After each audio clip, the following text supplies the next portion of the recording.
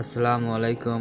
কিভাবে এক্সেল শিটে বিম এস্টিমেট করা যায় সে বিষয় নিয়ে আজকে আমরা আলোচনা করব।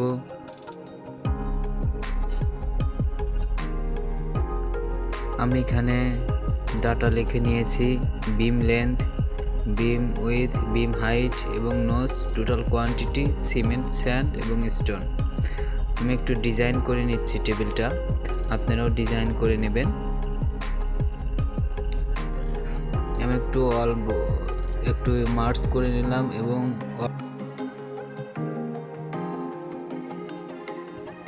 আমি এখানে বিম লেন্থ দিচ্ছি। বিম লেন্থ দেওয়ার সময় আপনারা ল্যাপটপের ইকুয়াল দিবেন। তারপরে বিম লেন্থ 21 ইঞ্চি, আমি 21 ইঞ্চিকে 12 দিয়ে ভাগ করলাম, যেহেতু ফিটে নিয়ে আসার জন্য। আপনার বিমের উইথের ক্ষেত্রেও দিলাম 10 ইঞ্চি, আমি 10কে 12 দিয়ে ভাগ করলাম, ভাগ করে আসার পরে ফিটে নিয়ে আসলাম। এবার বিম হাইট দিলাম 20 ফিট এবং বিম নোজ দিলাম একটা, যেহেতু আমার এই সাইজের বিম একটাই আছে 20 ফিটের।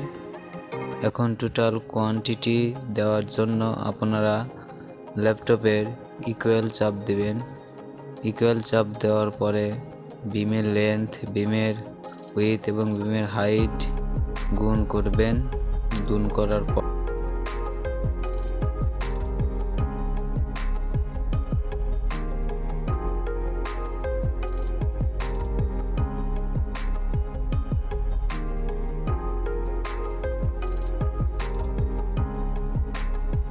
এখন সিমেন্টের ক্ষেত্রে আমরা সিমেন্টের কোয়ান্টিটি বের করব।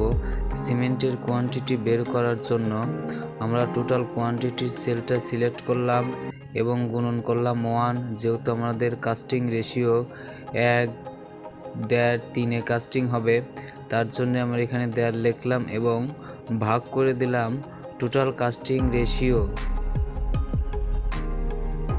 যে কাস্টিং রেশিও দিয়ে আমরা সেটাতে ভাগ করে দিলাম। টোটাল কাস্টিং রেশিও 5.5 এবং স্যান্ডের কোয়ান্টিটি বের করলাম। স্যান্ডের কোয়ান্টিটি বের করার জন্য আমাদের টোটাল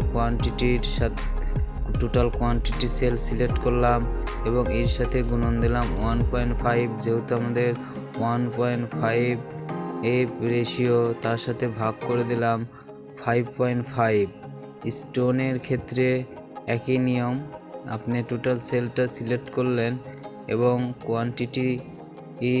টোটাল কোয়ান্টিটি সেলটা সিলেক্ট করার পরে 3 দিয়ে গুণ দেবেন, কারণ যেহেতু 3 কোয়ান্টিটি ভাগ করে দেবেন টোটাল রেশিও, যে মানটা আসবে সেটা।